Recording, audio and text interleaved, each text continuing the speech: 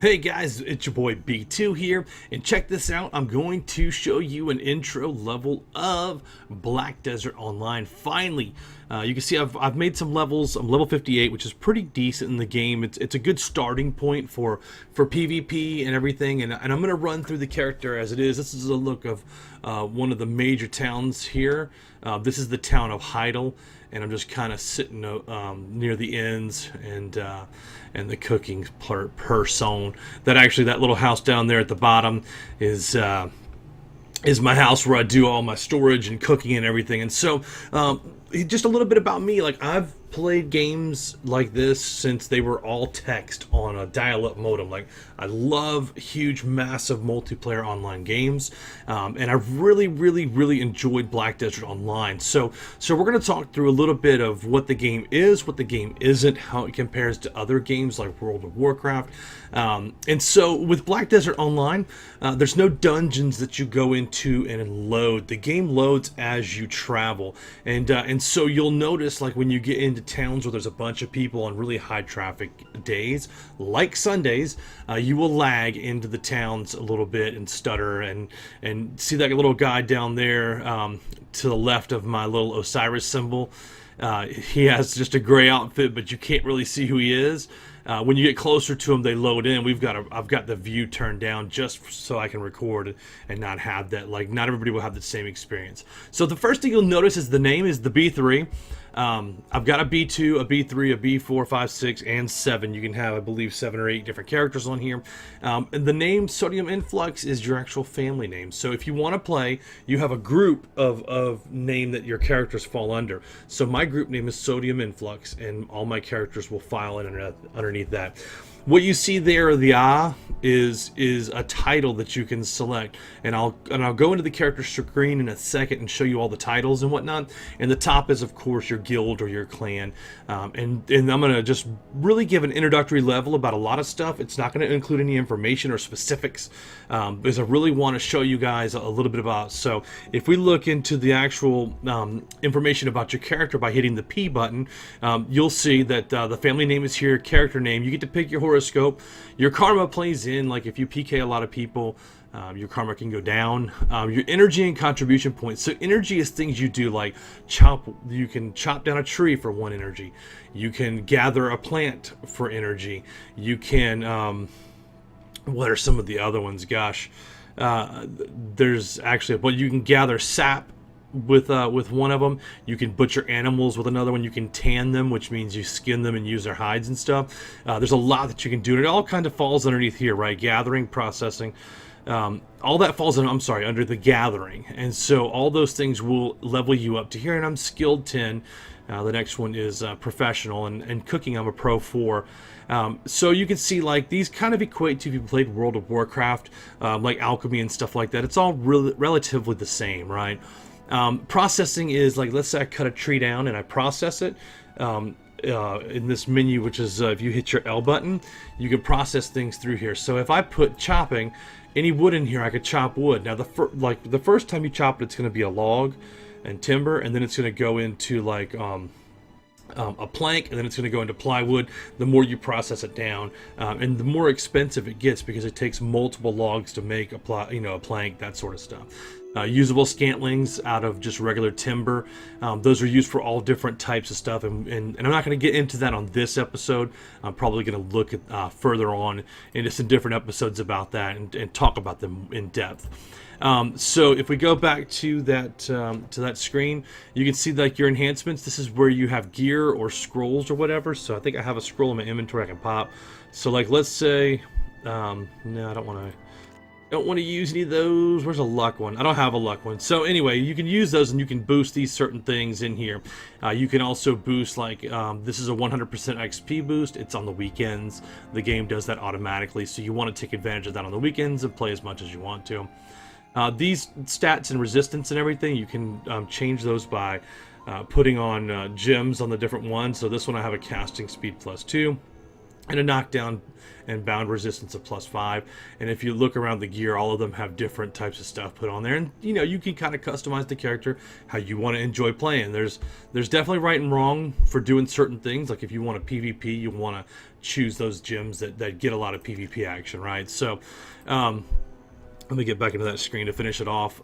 When you sprint around, you can walk or run through Black Desert Online, and it gives you stamina, and that actually gives you plus hit points as a modifier, which is really cool. Strength. The more you work your strength on here, which is carrying bundles and packs for trade and walking with heavy weights on. So if you fill your pack up and you walk around, you can raise your strength, which gives you 4 LT, and that's important because that's your weight down here. So I'm at 944. I've actually bought some extra weight, and I've leveled up some stuff and gemmed some things accordingly to get more weight as well. So, or what's called a transfuse, I should say, instead of gemming. That's kind of an old Warcraft terminology. And then your resistances, most people are going to do that. But look at some of these really fun things down here. Training is involving your horses. The more you train your horses, you can go through here. The more fishing you do, you can raise that. And in this game, it's really cool is you can AFK fish. You can not log out at night, but just go to the river, throw your line out, and it'll start actually fishing for you. And you log in the morning, and lo and behold, you've got some really cool stuff to sort through and sell or put on the marketplace, right? Hunting. I just figured out hunting yesterday, and I'm obsessed with it. It's like a really cool feature. So you end up using this weapon, which is a hunting matchlock, and then on your mini map up here, when you're out in the woods, you'll see little targets to go hunt, and it's just like hunting in the real woods. You got to sneak up to it and pop them. It's pretty cool. Trading, you can pick up items in towns and go to other traders. It's really kind of fun. Farming is exactly what it sounds like. You start with a little fence, put a fence down, throw some seeds in, and then work your field. And sailing, you buy a boat and you can sail around. So if you look at the map, let's take a look at the overall. I'll zoom out. So there's different continents on here, and so obviously you can sail, up here to pirates and run pirates. What is that one up there? Is that one of our... Oh, that's where our guild boat is at the pirate island. Somebody sailed it up there to go XP. So there's really two really outstanding places to XP, which is Salsons over here and Pirates up here, once you get above like 56, 57 in that area. So, but there's a major town, Heidel, where I'm at. There's Calpheon over here. There's some smaller towns, Keplen and Treyant, and some different areas up in here to move around, and they do different things. So one cool thing about the game is they're going to show you the areas where you can XP. So if you want to play the game, you'll start in like, I believe you start in Velia up here. And Velia will show you, once you get to level 12, you want to fight these goblins, right? And you just want to fight them until you're 15 or 16, and then it's like, okay, the quests are going to lead you around into the bigger towns, and then you're going to make it down, you're going to make your way down here, and then all of a sudden it's like, oh, hey, I need to go fight the Altar Imps, which is 16 to 18. And then, okay, well, where's the next area at, B? Like, I don't see another smaller area to go hit. Like, okay, well, here's a 16 to 18, here's a 20 to 22, you can go over here, and then it's like to 22, you can go to the Swamp Negas, then you can go to Swamp Foggins, the Blood Monastery, you can slide over here to the Orc Camp. So really, if you wanted to, you could just blast through this game, and when I say that it's easy to XP, if you play hardcore for about a week, you could probably make level 56. I'll tell you why. Is they have new servers called the Olvia servers and Steam servers, and those will give you double XP on top of, like, how it says up here XP at the top. Sorry, you use the control key to unbind so you can move your cursor around. But there's always 100% XP even through Monday through Friday, and then into the thing. So then there's other ways you can get other XP too. You can drink some smooth milk tea. You can drink some milk tea. There's party XP elixirs. There's certain boosts that you can get by loyalty just by logging in, right? So that you can go buy from the Pearl Shop, or they give you 100 loyalty every day. And so you can go into your loyalty and scroll down and buy Combat Scroll XP, an extra 50% for an hour. So now on top of the 100% that you're going to get, You can get 100% for that. You can get 50% for your daily, and you can get another 50% for the loyalty scroll. So that's a 300% XP. You can gain XP for the titles you have in the game, and I'll show you that, the titles page. Like I've got plus 3% XP for the titles. If you have a costume, like I have this the Boiling Wizard, I get 10% XP for wearing this costume. So max stamina there. And see the set effect as a combat XP plus 10%. So you can really XP incredibly fast in this game and level. And 56 you go through what's called an awakening.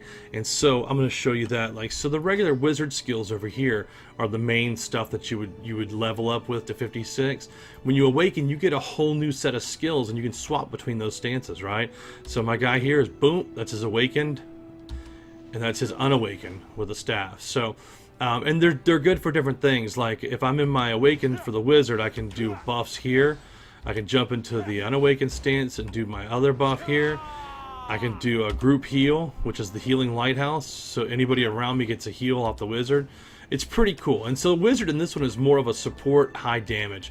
Like you know, and I won't go into the specific classes because I don't know enough about all the classes, but I just wanted to kind of give you a little dive of the one that I had. So you'll the combat, you can look up some other YouTubes about combat, or watch the in Steam, watch the trailer for it and look at the combat. It's really cool. And then the game has a bunch of different nuances. So I just wanted to give you guys a very high level, a really kind of shallow dive into Black Desert Online and show you what's been eating up my time.